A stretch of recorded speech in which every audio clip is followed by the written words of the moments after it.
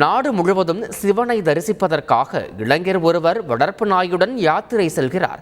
உத்தரப்பிரதேசத்தைச் சேர்ந்த பொறியாளரான யாதி கவுர் தனது வளர்ப்பு நாயான பட்டருடன் கடந்த ஆண்டு நவம்பர் முதல் உத்தரகண்ட், உத்தரப்பிரதேசம், ஆந்திராவில் உள்ள சிவாலயங்களில் தரிசனம் மேற்கொண்டார். தற்போது ராமேஸ்வரம் ராமநாத சுவாமி கோயிலில் தரிசனம் செய்த அவர் மொத்தம் 13,000 கிலோமீட்டர் யாத்திரை செல்ல திட்டமிட்டுள்ளார்.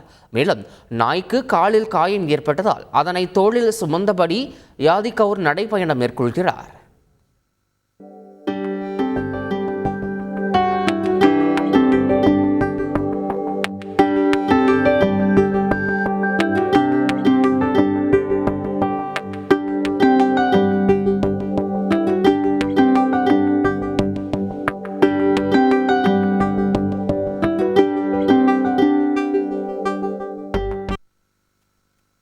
தொடர் விடுமுறையை ஒட்டி உலக புகழ்பெற்ற தஞ்சை பெரிய கோவிலில் சுற்றுலா பயணிகள் குவிந்தனர்.